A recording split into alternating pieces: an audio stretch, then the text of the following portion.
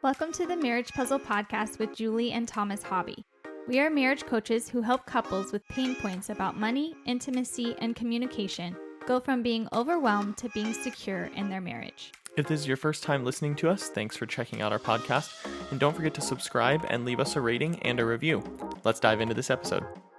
Hey everyone, thanks for joining us again on this month's episode. And as you may know, you can find inspiration for something anywhere. And this month for us, the inspiration for this episode came from us attending a funeral. Yeah.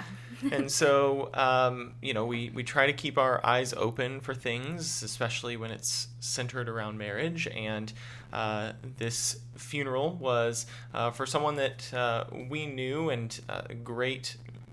He was in a great marriage, and the part that caught our attention was during the funeral, his wife got up and stood in front of hundreds of people and just poured, good thing after good thing after good thing out about her husband, and it was really moving and touching, and that's where the inspiration came from. It got us thinking. Yeah, because God forbid you experience your spouse passing away prior to you. Like, that's not something I'm thinking about. We're in our 30s, late 30s, but I just don't think about losing my spouse this young.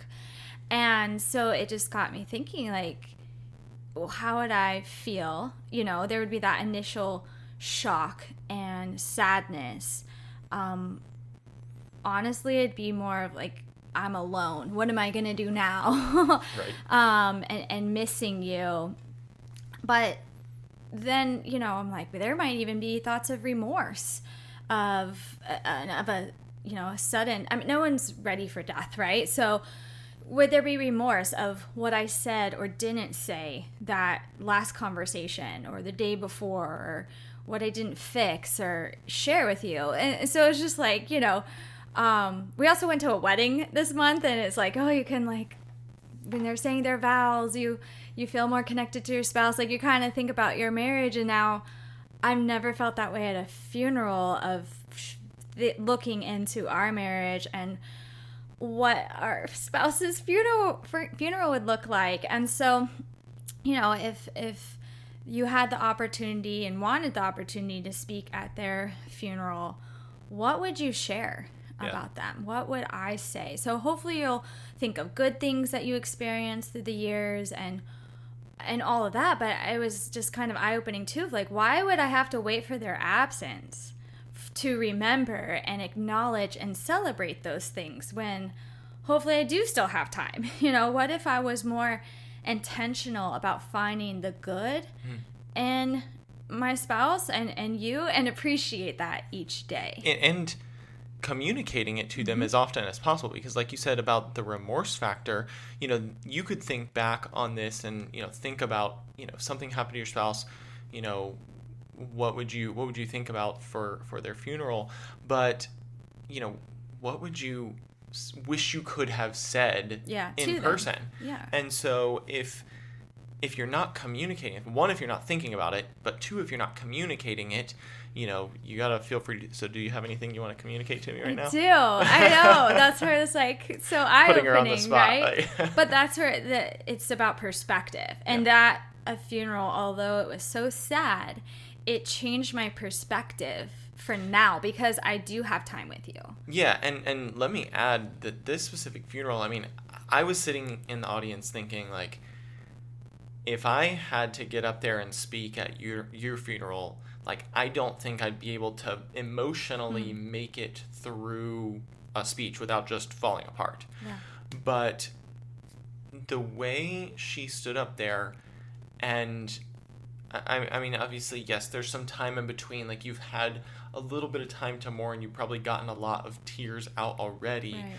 And I'm saying this as a positive thing, but she just was, like, glowing and boasting about her husband in the most positive way, like as if he was receiving an award at an award ceremony and she was getting to present it. Like there wasn't the emotion that I expected, that I feel like I would have. And I don't say that in a negative way. I say that as she had so many good things to say. She was just like bragging on him the whole time. And it was easy, may not have been easy, but it looked easy from what I was viewing. And so it was just a really cool experience, which got us thinking, when we attend a funeral, we can often start thinking, what would be said about me at my funeral? But in this episode, we want to kind of flip that script around and say, what would you say about your spouse at their funeral? Would you be able to stand up there and pour out their praises like we experienced at this funeral? Or would you be, if you had to write that speech today, would you only be writing about their flaws and their faults? And if you're only, thinking about their flaws and their faults, there's some problems there, but it's naturally going to be human nature to want to say the nice things about someone at a funeral. Like, they can't defend themselves anymore. So, it's in a room full of people, you're likely going to be wanting to say the positive things, right? That's etiquette, right? Yes, exactly. I haven't been to a funeral yet where it's just a they're bashing session. their spouse. They probably just wouldn't speak. Yeah. And that's where I'm like, she didn't have to. And, Right. and some people aren't comfortable with that. But if you got to celebrate their life, what would you say? Yeah. And so, if you're not able, if you think that you wouldn't be able to get up there and say just, a bunch of positive things, then, are you even doing that day to day in your marriage? Right. Are you saying those positive things to your spouse day to day in your marriage? Because, you may not be able to change some of the characteristics about your spouse, but, if you're listening to this thinking, like I said, you wouldn't have very many good things to say about them at their funeral, maybe not in the context of them as a person in general, because everyone has good qualities and bad qualities as a person. That's just kind of how we're made up. But looking at it from the context of your marriage, would you have positive things to say about them, about your relationship with them in your marriage? And if you don't think you'd have that many things to say from that perspective, then there definitely may be some root issues inside your marriage that you need to work through with them. Absolutely. If this is how you're feeling right now, the first thing that we would encourage you to do is examine your perspective of your spouse. Because I think that's if you change your perspective, you have the opportunity to change your marriage within. You said often we think, what would people say about us at our funeral? What would be written on our tombstone? And I personally believe, like, I've been convicted of this this month. Like, I think we work on that stuff outside of the house, outside of the home. Maybe it's a work environment. Would you want people to say, I'm hardworking, I'm reliable, I'm responsible, I'm forgiving, I'm a good friend, like a good listener, but you work on that oftentimes so much out of the home.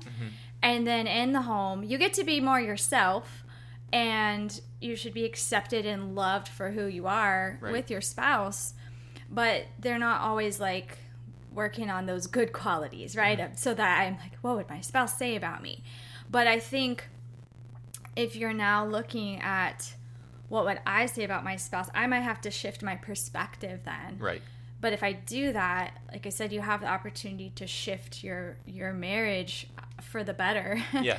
While you still have the time, because we're not trying to be morbid with these thoughts, but, we're not promised tomorrow. Right. And that was an eye-opener for this episode, and, and some takeaways that we'd give to you. Yeah, and especially if you're coming at this from a point of view of you would struggle writing a positive speech about them.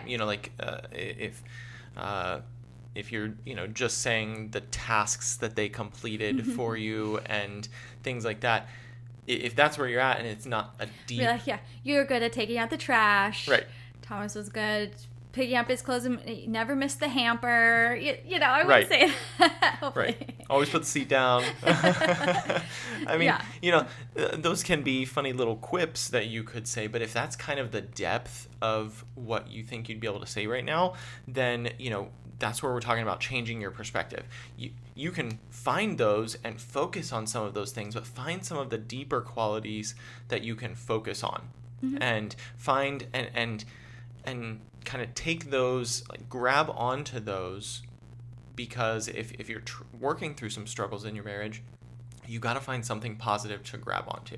So how do we do that practically? We do try to give, you know, takeaways. So we have 3 for you today. And the first one is to, you know, start thinking, like you're saying, of the positive, but we would take it a step further and encourage you to write them down. There was a couple we had in our marriage coaching that did this exercise, and it might sound like, oh yeah, that's good. Yeah, I'm not going to do that one day. Like, every day when you know, wake up and you have that notebook and you're, whether it's 1 thing a day, 3 things a day, whatever you can, you know, doesn't have to have a number. And this isn't to then show them, look, I have a notebook full of your qualities. This is more of a, not so private, but just an internal changing my own perspective about my spouse. Right. And it's not just the thought that's good enough, but actually writing it down. Because I think then in those frustrations and those hard moments, you have something to turn to. Or the next morning when you're like, whew, that was a rough night, you see the ones that you wrote that morning. And it did start in a positive way. And so you're training your mind to see it and remember it. And that's helping change your perspective about your spouse. Yeah, and if you do it consistently, if you can do that, if you take that action step and you start doing that consistently, you can start to see the patterns, and then you can build the depth from those.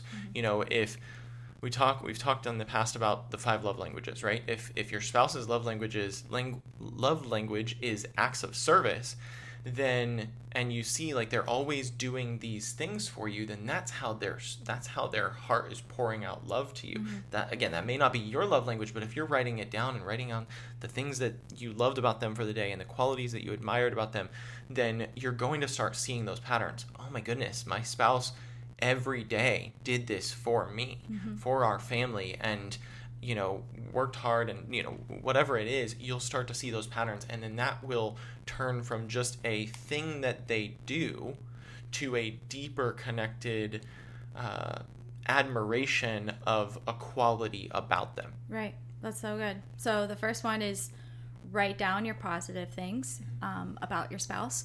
And 2 would be remember why you married them. Like, it wasn't to fix them. You knew that getting into your marriage. I'm going to marry this person because they're here and I'm going to help them raise the bar. Yeah, like that's you know that. So just remember why you married them, because it shouldn't be your viewpoint now to fix them. We get comfortable. We've been married 17 years now. Like, we see it in couples. The comfortableness is good. But you can't then just like let everything go out the window and like you said, it's a project to be worked on or a frustration to vent about to all my girlfriends. It's like, no, like, remember why you married them. We have a whole actual podcast episode called Remember Your Why, because it's so important, and it can bring you back to that, the positive thoughts and the love that you should now be reminded of, and then continue to look for and be like, yeah, they really do love me. They're really trying. Yeah, we'll link that episode in the show notes so you can go check it out as well if you're really trying to get back to your original point. If you're in a position in your marriage where you're like, I don't know what to do anymore, that's a great place to start, is going back and just remembering, why did you marry this person in the first place? There was something about them that made you feel, yeah, I want to be with this person the rest of my life. Yeah. And if you can get back to that, get back to the foundation, then, you know, you can build and move forward from there. Then the third and final takeaway, although we do have some bonus tips here in a little bit, if you're still with us, but the third takeaway of just thinking through, you know, what would you say at your spouse's funeral about them? Number 3 is talk to your spouse about wanting to make your marriage better. so many times we've seen couples wait till it's too late to get better. So they're on the brink of divorce, and they'll even go to marriage counseling, and unfortunately sometimes then it is too late. Like they don't want to change. They're out. They already have the foot out foot out of the door. But you can there's still time. If you're still alive and married, you still have time to talk to your spouse and just come to them and say, I want our marriage to be better. It doesn't have to be, it's horrible, it's bad. It's like, hey, I want to take it from where it is to the next level. And that's why we're marriage coaches, because it doesn't have to have like this big problem that something happens, or a big hurt or episode or some issue to reach out to us. We work through just even things like this. Like, how would I tell my spouse that I want to, have a better marriage? And you just go to, hey, I listened to this podcast episode, and it's really burning on my heart to just share with you, like, I'm sure you might have issues with me, or I have some stuff like I want to share and I don't know how. And so, we have Thomas and Julie available. If we just jump on a call with them, maybe we can just see what this marriage coaching would be all about.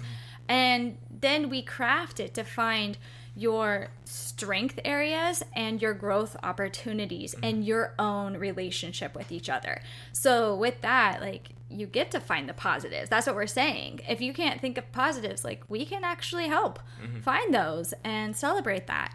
And then it is going to say, these are the things like that you would probably agree that we can help get better at together. And so that's kind of, I hope, encouraging that it's not too late.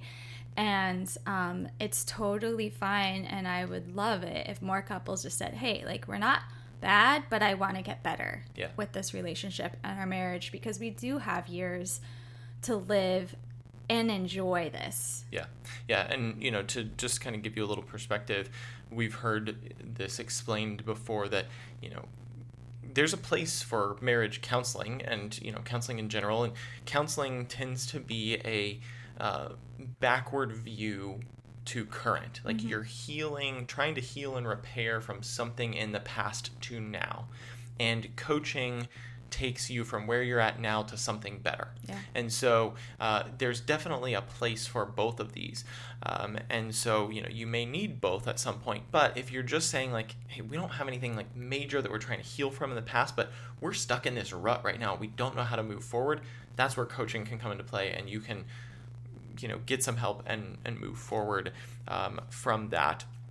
But, we wanted to give you some, just if you've stayed this long, we want to give you some practical, just bonus tips, just a few extra things that you can do from more so of a financial standpoint when something happens, when your spouse passes away, that you can do to continue loving your spouse. And so this is really more like, if I passed away, how could I love Julie, beyond my living here on the planet, so that, she's not continuing to struggle down the road. And so I do financial coaching as well as marriage coaching. And so that's why some of this is coming from a financial lens.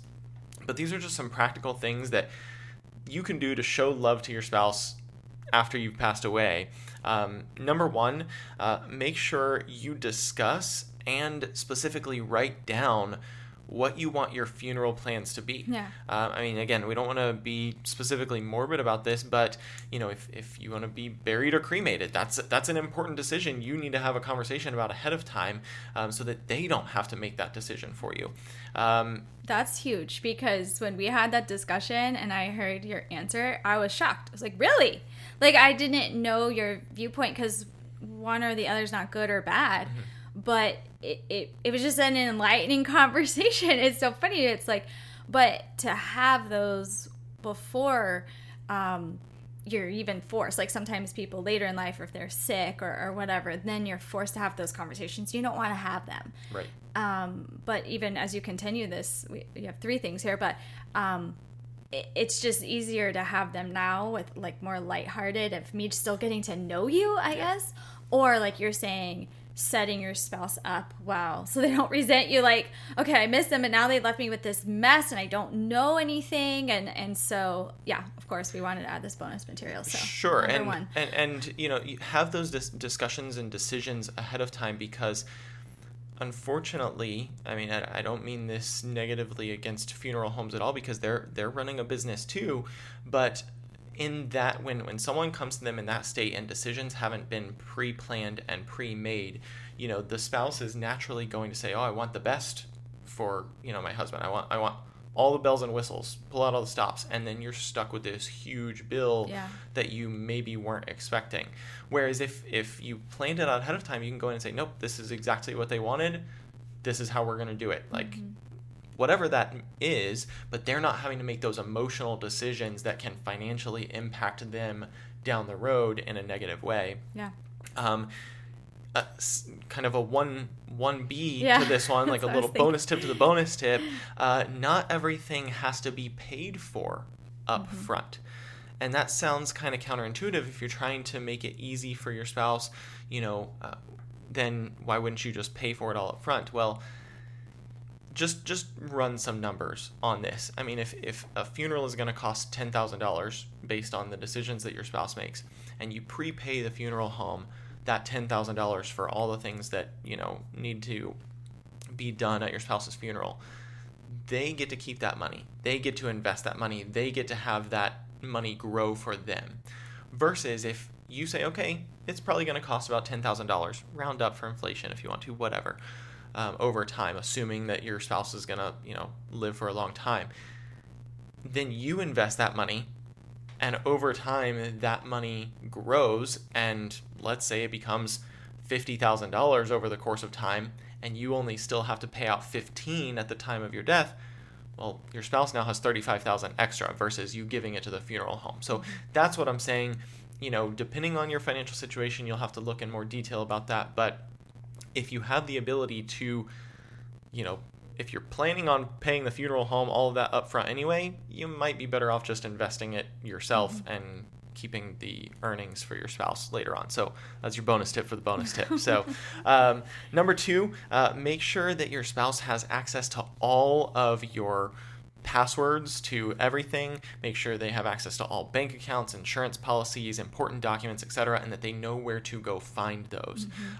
You know, just have a drawer in your house, or if you have a safe deposit box or something, you know, put something in there that's like instructions for them that says, if I die, you can find all of my passwords here. You can find, these are all the bank accounts that we have. These are the account numbers. These are our insurance policies. This is the life insurance policy.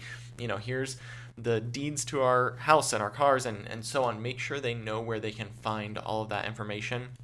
And, you know, go as far as you can with that to make it easy for them, because, I mean, there are simple things like, would you know who our car insurance is with right now?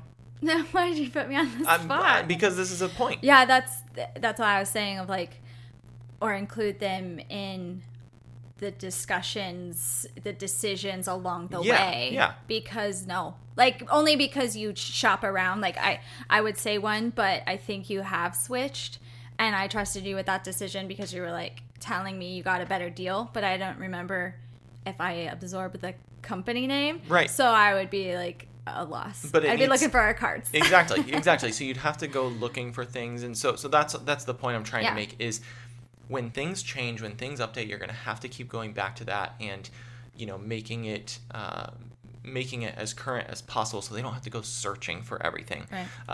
So that it's easy for them to find. And then number 3, make sure that all of your assets are joint assets.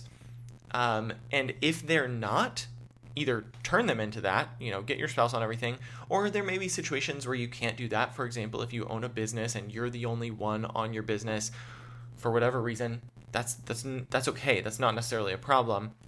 But then make sure you have a will so that it specifies that anything that was only in your name when your estate goes through probate, that the will shows that these assets that were only in your name are supposed to transfer to your spouse. Yeah. A lot of times we can often think about a will as being like, if you and I died, what would happen to all of our stuff? Like, we don't want all of our kids fighting over that when they get older, so we kind of predetermine that. But in certain situations where assets are only in one individual's name, you need to still designate that through a will, because your estate will go through probate, and if it goes through probate without you having a will, then a judge then gets to decide what happens with that asset. Because sometimes you might bring something into the marriage, if I had a car or a house, and so they don't think it's not. Hopefully, you're not like going to buy a car without your spouse, or maybe you trust, and it's. We're not trying to talk about,